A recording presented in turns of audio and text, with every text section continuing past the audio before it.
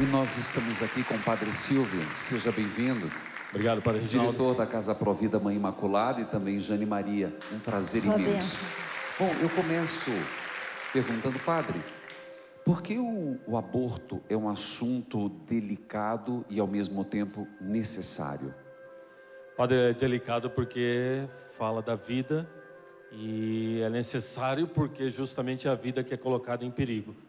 Então ele é um assunto que não deve ser tabu, nós temos que falar, como você está abrindo esse espaço maravilhoso, justamente por causa disso, para nós trazermos o assunto e lembrarmos que a vida, ela é o dom primeiro de Deus. Jane, qual o perfil da mulher que faz aborto? Olha, Padre, não tem um perfil. Nós, durante o atendimento agora com a Casa Provida, a gente pôde perceber que não acontece um perfil, se não tem esse perfil. Nós atendemos desde ali de adolescentes, meninas de programa, mas também atendemos famílias, casais que nos procuraram com a intenção de abortar. Quais são os casos mais recorrentes, as intenções de abortar? Olha, são inúmeros casos, né? Uma vez que chega até a nós, a gente vai analisando. É falta de condições?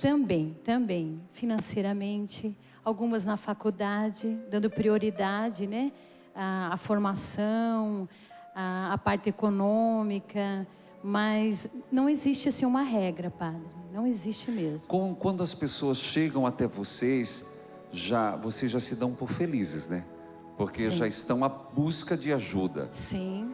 E Padre Silvio, você inclusive tem um programa, eu já quero dizer, na Rede Evangelizar, todo domingo às 22 horas, Padre Silvio tem um programa Provida Mãe Imaculada de Curitiba. Muito obrigado por essa sua disposição. Mas Padre Silvio, no Brasil, resolveria a legalização? Padre, nos nossos entrevistados a gente traz no programa Sim a Vida, e esse é um dos temas que a gente entra. Não só no Brasil, em lugar nenhum do mundo a legalização vai resolver, porque na verdade o que a legalização vai fazer é ampliar os casos. A legalização vai trazer aquilo que nós falávamos no início, a legalização vai trazer a questão da vida, mas de uma outra forma, vai menosprezar a vida. Sim. E nós vamos colocar como regra a morte, o assassinato e não a vida. Não que eu concorde, Padre Silvio, mas o grande argumento é que enquanto se nega o aborto, há muitas clínicas clandestinas. Esse é o principal argumento de quem quer aprovar. Como você que lida com isso, ou a Jane, sinta-se à vontade de dar uma resposta condizente a essa realidade. Então, Padre, é que o argumento, ele está indo na seguinte linha. Ele não dá valor à vida da criança. O argumento esquece a criança. Verdade. Aprovado ou não aprovado, a criança vai ser assassinada. Exato. Esse é o problema maior desse argumento. Vamos ver essa matéria. Estima-se que nos últimos 10 anos, em torno de 10 milhões de casos de abortos ocorreram em nosso país, findando com a vida de muitas crianças. Um número muito alto e preocupante. Somente no ano de 2013, mais de 350 mil mulheres deram entrada nos hospitais do país decorrentes de abortos induzidos ou não. Mas, segundo estimativa, esse número é somente a ponta do iceberg. Acredita-se que mais de 850 mil abortos são feitos por ano no Brasil, de forma ilegal, em clínicas clandestinas. Eu diria, toda vez que eu vejo uma reportagem assim, e respeito quem fez, dizendo, é como se colocasse assim, 800 mil abortos são feitos no Brasil de forma ilegal em clínicas clandestinas. Fica um cheiro de um argumento de legalização. Eu não gosto de matérias assim, respeito quem fez. Por quê? Porque na verdade nós não estamos estimulando que sejam feitas em clínicas legalizadas. Nós estamos batendo na tecla que não seja feito aborto, não é, Padre? É isso, Padre. E tem um outro ponto aqui. Por trás do aborto existe uma indústria. Muito bem, uma salva de palmas. Essa palavra diz muito. A indústria do aborto. A indústria do aborto. E a indústria do aborto, Padre, ela surgiu baseada numa mentira. E quem está dizendo aqui não sou eu. O médico americano, Dr. Bernard Nadson, ele foi responsável por milhares de abortos nos Estados Unidos, milhares e milhares, nos anos 60 e 70. Ele se converteu à fé, morreu recentemente, poucos anos atrás. E o Dr. Nadson, ele disse o seguinte: nós inventamos nos Estados Unidos a mentira, baseada nas estatísticas, falsas estatísticas, de que 1 milhão de abortos aconteciam por ano nos Estados Unidos. E era mentira, porque a gente, inflando as estatísticas, inflando os números, o povo ia acreditar e iria aceitar o aborto. Está aí um fato interessante para ser avaliado. Bom, a obra Evangelizar, neste tantos programas, 24 horas de programação católica, tenta levar o Evangelho a todos os lugares. Veja lá. 10.000 crianças são atendidas todos os meses com a sua ajuda. Graças à sua fiel contribuição, a parceria Abracei foi renovada com a Pastoral da Criança para combater a mortalidade infantil e a desnutrição. O mais importante é que esse conhecimento do cuidado de gestante, das crianças, chega também através da colaboração de vocês, da parceria Abracei, com as líderes indo de casa em casa e ensinando isso para as famílias pobres. Todo esse trabalho é mantido apenas com a ajuda daqueles que foram evangelizados e sentem o desejo de dividir um pouco do que é seu para multiplicar com o próximo. Nos ajude a manter a parceria Abracei. Torne-se um associado.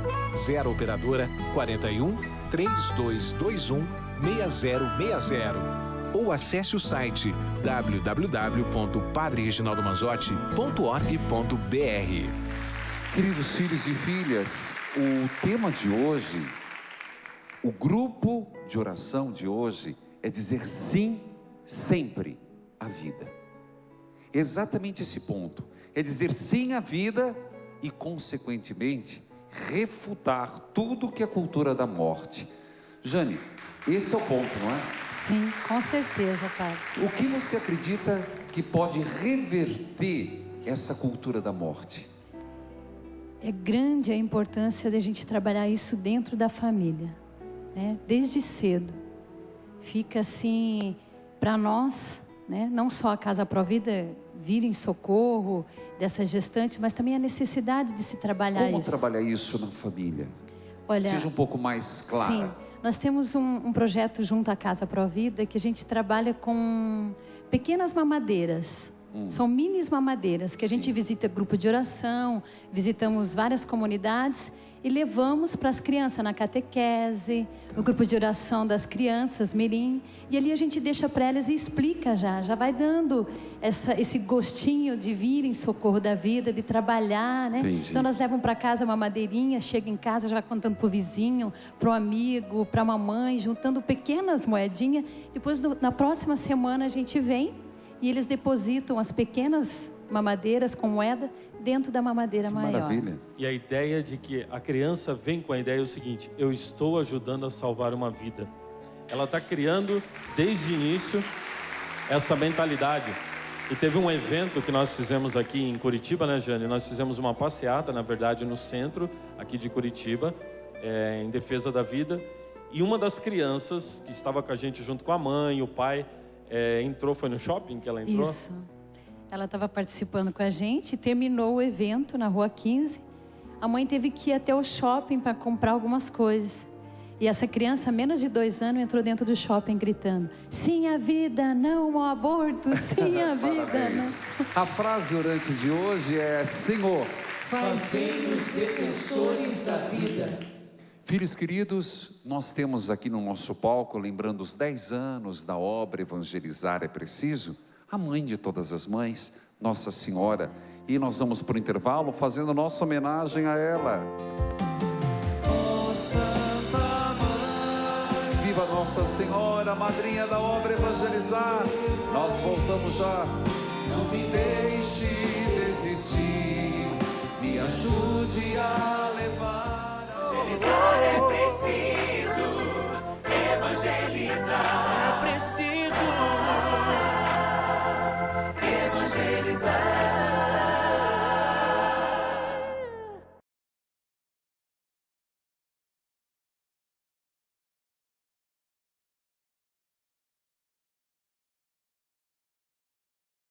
Evangelizar é preciso, evangelizar.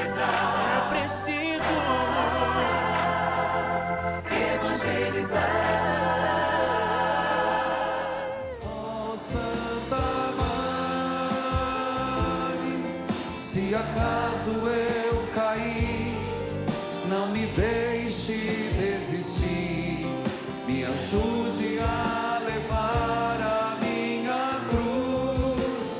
E nós continuamos com o programa, dizendo sim à vida. Nossos convidados, Padre Silvio, Jane, nós já estamos indo para o segundo momento. Claro que todo esse sim à vida, dado diante daquele que disse: eu vim para que todos tenham vida, e vida em plenitude, sempre a favor da vida. É isso que o Senhor espera de cada um e de todos nós como igreja, sempre a favor da vida. Queridos filhos e filhas, vamos pedir já agora a todos aqueles que estão fomentando a morte, vamos pedir a Deus também nas nossas atitudes, não só em relação às crianças, mas de modo geral, uma cultura de desrespeito à pessoa humana. Querido povo de Deus, nós vamos ao quadro aconselhamento.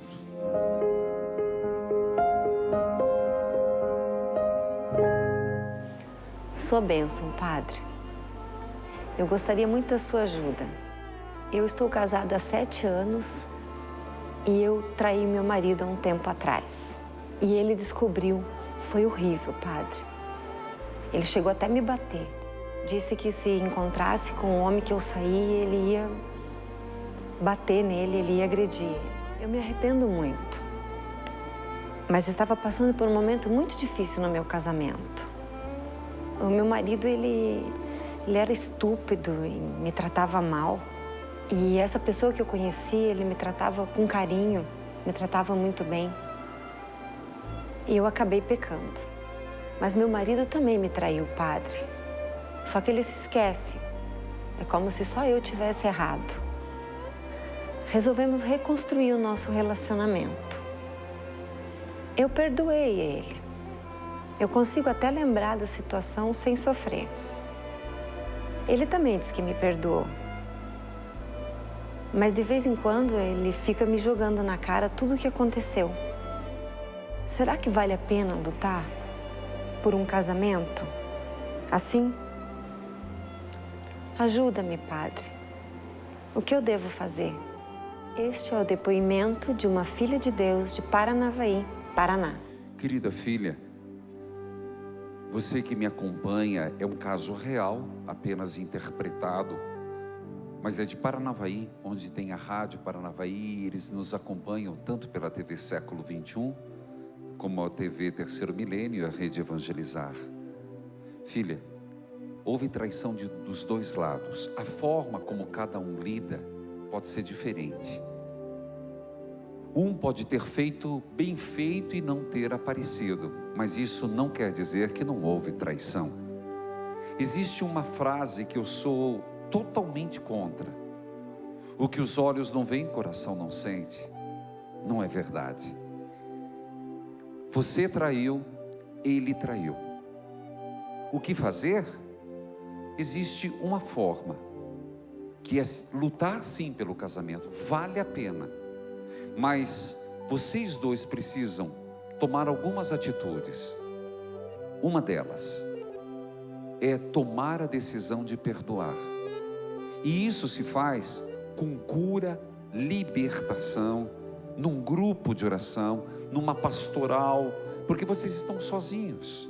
Então, na hora da raiva, um joga na cara do outro, um verbaliza e o outro acaba se distanciando. A indiferença também é uma forma de ofender. Então vale a pena lutar? Vale. É possível vencer? É.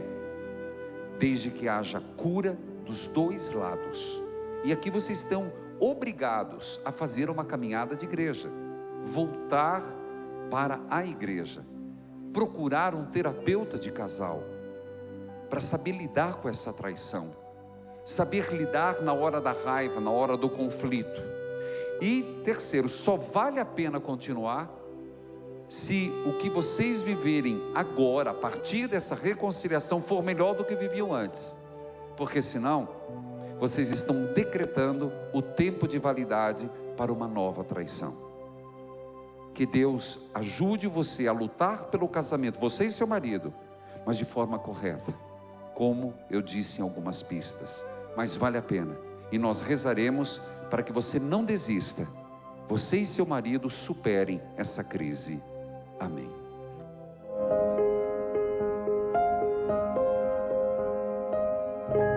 E eu gostaria que você visse um depoimento, e eu gostaria que você, Padre Silvio e Jane, comentasse a partir de então. Vejamos. Ele forçava o aborto e isso ia me deixando revoltada a um tal ponto que isso me deixava mal. Eu só achava que ele não gostava de mim, que ele só ficava pensando em como resolver o assunto. E essas foram exatamente as palavras que ele usou. Temos que dar um jeito nisso. Mas eu tinha medo, estava em crise. Nesse ponto eu percebi que não tinha escolha. As mulheres são as vítimas e em muitos dos casos as mulheres são coagidas. E em meio à crise, lamentam que tiveram que tomar a decisão. As mulheres se sentem ameaçadas que se não fizerem aborto, elas vão acabar sendo punidas por isso. Há histórias de namorados que dizem: eu te dou dinheiro e nossa relação continua se você fizer o aborto. Se você optar por ter o bebê, aquela é a porta. Eu estava namorando um rapaz e fiquei grávida. E as primeiras palavras dele foram: você não vai ter ele, vai? Eu me lembro desse peso no meu coração. Aí eu pensei, bom, eu acho que não. E eu estava sob muita pressão. Simplesmente eu acho que a minha opção não foi por escolha. Eu acho que foi... Como eu disse antes, acho que pareceu mais um ultimato. Bom, essas são cenas de um filme Dinheiro Sujo. Mas qual o papel, essa questão do homem na decisão? Tem sido predominante? Eu acho que o filme, a Jane depois pode até completar melhor, ela acompanha mais de perto, mas o filme evidencia uma verdade, de que geralmente as mulheres, muitas vezes, elas são vítimas mesmo pela pressão que elas sofrem para que realizem um aborto. Então, Jane, a mulher de alguma forma, ela é coagida? Sim. Quando nós estamos atendendo, a gente faz de tudo para conseguir, porque dentro da casa tem esse espaço já disponível para ficar com elas sozinhas. Porque daí ali então a gente consegue analisar, conversar com elas e perceber, né, que na maioria das vezes, às vezes a pessoa que está acompanhando, o namorado, às vezes o amante, né, está coagindo para que ela decida pelo aborto. Nós também falamos, quando se fala de aborto, aquele feminismo, eu diria pseudo-feminismo, mas eu já estou fazendo juízo, de que o corpo é meu, faço dele o que quero. Esse também é um argumento muito usado, padre. Bom, vamos falar, padre, primeiramente, trazendo um argumento religioso. Você lê uma palavra de Deus aos Coríntios, dizendo no nosso corpo como templo do Espírito Santo. Então, para nós cristãos, e 90% do Brasil é cristão, a partir daí nós já deveríamos entender que não é bem assim o argumento, né? Certo. Nós somos templos vivos de Deus. Mas mesmo quem não for cristão, aí entra a biologia, entra a ciência. É um outro ser humano que está naquele corpo. É um outro ser humano, um novo DNA, uma nova pessoa que tem o direito à vida por ser uma pessoa humana.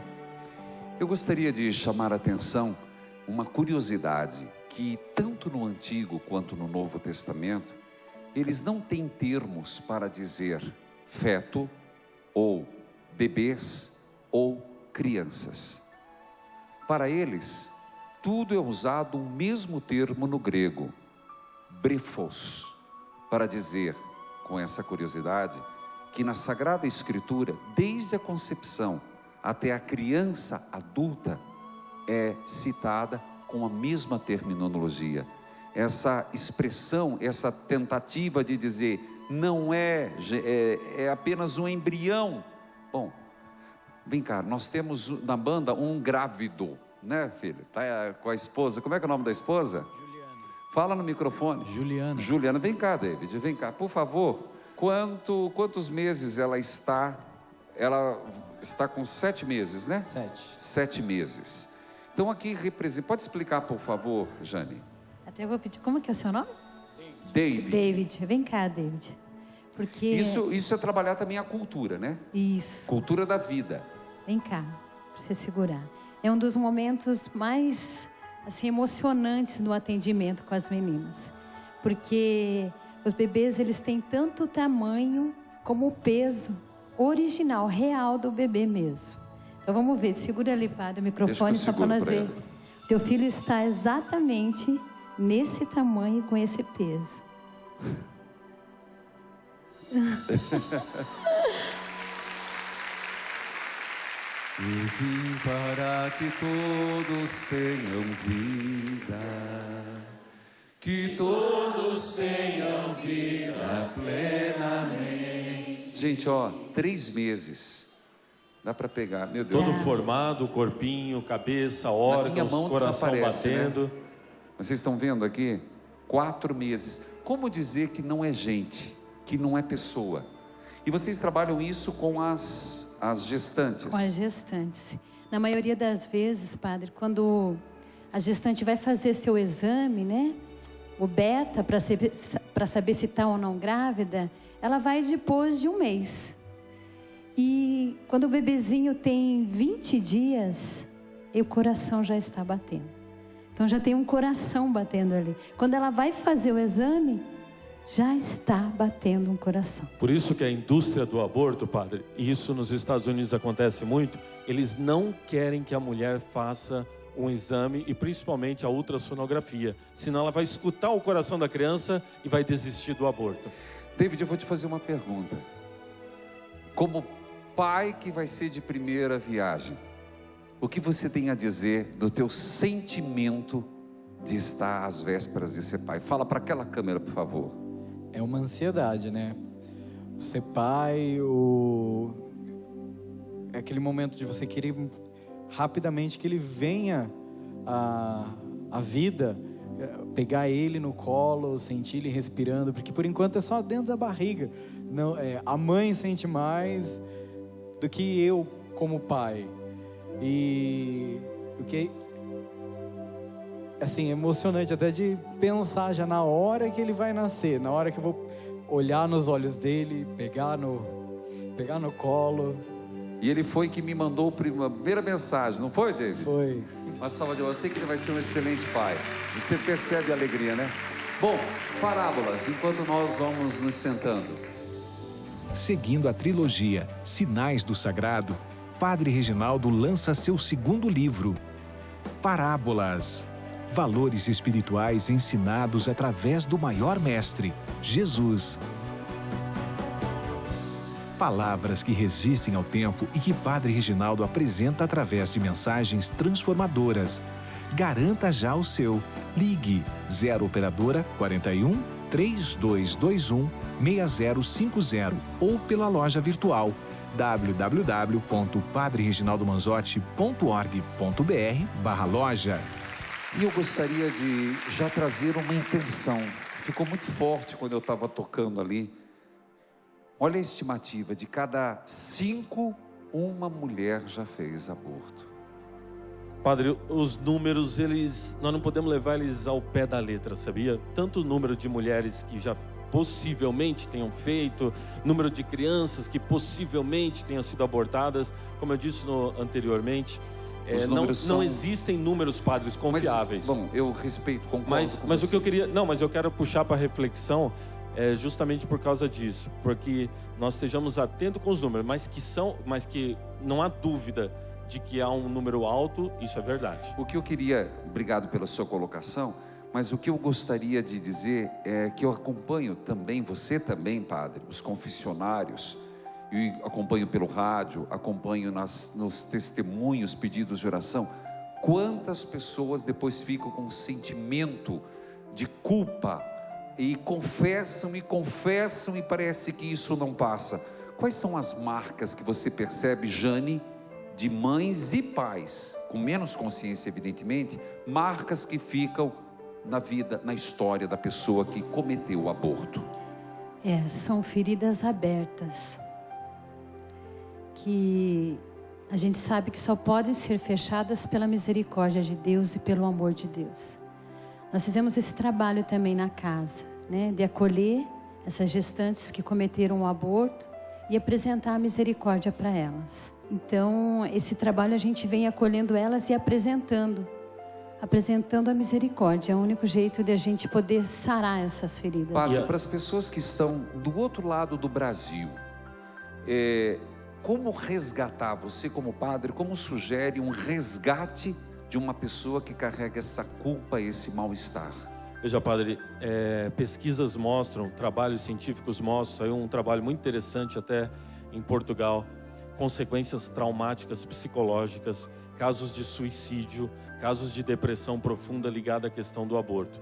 Então nós temos que entrar, nesse ponto eu diria que é uma questão de saúde pública, para a mulher, para aquela mulher que passou pelo trauma do aborto.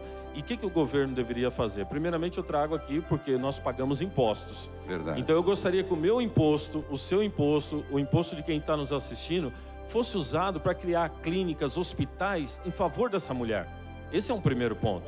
Certo. Mas depois todos nós podemos, de uma forma ou outra, nós padres, como você disse, nós acolhemos, conversamos, psicólogas acompanham. Esse é um trabalho que nós não podemos colocar uma pedra e esconder. É preciso ser feito com essa pessoa. Nós trabalhamos vários aspectos da conscientização. Você colocava a questão na família, mas esse assunto na educação escolar é importante? Está sendo feito de acordo ou de uma forma negligente? Olha, padre, existe uma grande necessidade de se falar sobre a vida nas escolas, né? De valorizar a vida nas escolas e também a partir dos professores, mas em especial na família, né? Para que o pai e a mãe fiquem muito atentos o que as crianças estão recebendo, qual a educação que eles estão tendo. E o que eu vejo assim, a grande importância do pai e da mãe estar acompanhando essas crianças e colocando para eles o valor da vida. Eu quero colocar mais uma vez a intenção, de modo geral, todos os governantes. Como diz o padre, várias indústrias são criadas pró-aborto, falácias, estatísticas, mas no fundo existe uma pessoa machucada que passou por essa situação. E padre, do ponto de vista da moral, o que a igreja, qual a posição da igreja? Alguém diz, a igreja não tem nada a ver com isso. Tem muito, né? Totalmente, né, padre? A igreja, uma das suas funções, da sua missão, melhor dizendo, é a defesa da vida, porque Deus nos deu a vida. Bom, moralmente nós sabemos muito bem, o aborto, ele é um pecado, e um pecado grave. Mas é claro, Deus é misericórdia, está sempre pronto a perdoar a todos nós. Mas o que a igreja tem, e ela faz esse trabalho de bater na tecla, é que nós não podemos de forma alguma aceitar o aborto como uma única opção. Não, a morte não é uma opção, o assassinato não é uma opção. Sempre há a possibilidade da opção pela vida. E eu gostaria de trazer presente uma história de uma mulher que me contou, que ela soube, inclusive contou ao vivo para todo o Brasil pelo rádio, ela nos últimos meses, soube dos médicos, dos exames, que a criança era anencéfala. E ela, em consciência, disse, eu quero, eu aceito. E de fato a criança não nasceu sã, perfeita, como ela esperava que o milagre acontecesse. Ficou 2 dias nos braços da mãe. Mas ela disse, padre, eu não me revoltei. E agradeço a Deus, porque essas horas que eu tive com Ele, valeu a pena para mim. Portanto, a gente espera milagres, mas às vezes os milagres são diferentes daquilo que queremos. Mas nem por isso deixa de ser o milagre da vida. Muito obrigado, Padre Silvio, pela sua presença. Obrigado, Jânia. Agradecemos a Evangelizar por abrir esse espaço. São poucos os canais de televisão que abrem um espaço para a gente abertamente falar em defesa da vida. E eu os convido a estar conosco na bênção com o Santíssimo. Logo depois do intervalo, nós voltamos. Meu amigo mais certo nas horas incertas, Ele enxuga seu pranto quando você chora. Evangelizar é preciso, evangelizar é preciso, evangelizar.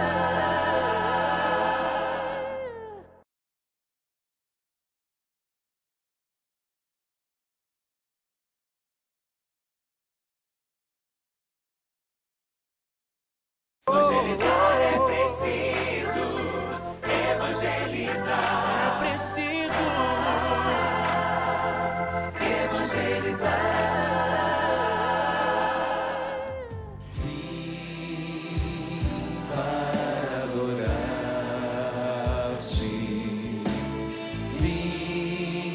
Nós estamos com o programa hoje do Evangeliza Show, trazendo o tema Sim, Sempre a Vida. Por isso nós abordamos de vários aspectos. Continua conosco, Padre Silva, por favor, pode vir aqui, Jane. E nós vamos receber aquele que é a fonte da vida, aquele que dá dignidade à vida e vida em plenitude, Jesus Cristo. Uma salva de palmas a Ele. No teu nome, Jesus. Reina, Senhor, Deus da vida, reina.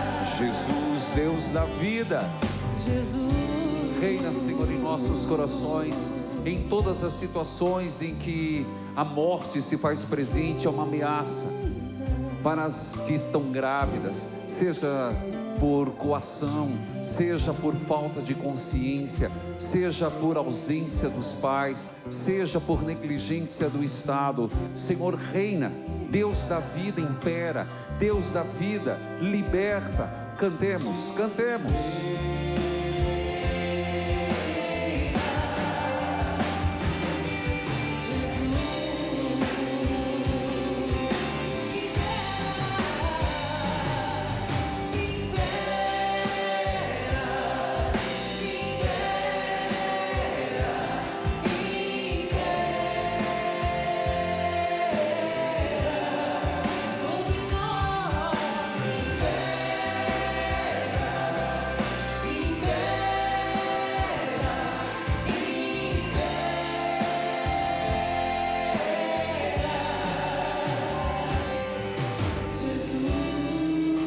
Senhor Jesus, eu quero pedir pela Maria, que mandou seus pedidos de oração de Pernambuco, Recife. Ela diz assim: peço pelo meu casamento e pela minha família, fortalecei-nos do pacto nupcial e que o amor restaure os sentimentos desgastados. Jesus, eu confio e espero em vós. Senhor Jesus, eu também coloco a Rosemary Ipaperuna, Rio de Janeiro. Padre, tenho pessoas queridas que estão passando por dificuldades. Um pai de uma amiga que está com câncer em estágio inicial e não está conseguindo custear o tratamento. Também são situações que afligem, com certeza. Quero colocar diante de Deus aqueles que nos ajudam na obra Evangelizar é Preciso, a manter este e tantos programas, podendo falar com liberdade dentro daquilo que Deus quer. Elizabeth Maria de Souza, Abreu Lima, Pernambuco, Maria da Conceição de Contagem, Minas Gerais. E juntos vamos terminar cantando. Reina, reina, sim, reina, reina, reina, reina, sim, reina, Jesus. Você é de Jesus. Padre, por favor, vamos ficar em pé e nos ajude a fazer. Diz a nós, profeta Jeremias, que desde o ventre materno nós somos chamados à vida pelo nosso Deus, Senhor Jesus. Cada um de nós que está podendo olhar para Ti agora, cada um de nós que pode escutar agora, Senhor, essas músicas, cada um de nós que tem consciência, Senhor, da Sua presença viva aqui agora. E mesmo quem não tem, mesmo uma criança, mesmo alguém que esteja com problema mental grave, todos nós somos devedores da vida, Senhor, que o Senhor nos deu. Por isso nós Te louvamos agora, Jesus. E eu te convido a você em casa, você em qualquer lugar, agradecer a Deus pela tua vida. O louvor liberta, o louvor restaura, o louvor liberta de depressão, de angústia, de medo. O louvor é a primeira arma nossa na nossa vitória. Por isso eu te louvo, Senhor. Então vamos aproveitar o que o Padre está dizendo. Em coro a Deus louvemos. Acho que vale a pena. Louvemos o É Senhor. verdade, Padre. Louvar a Deus é valorizar a vida, é valorizar aqueles que nos geraram. Vamos juntos. Em coro a Deus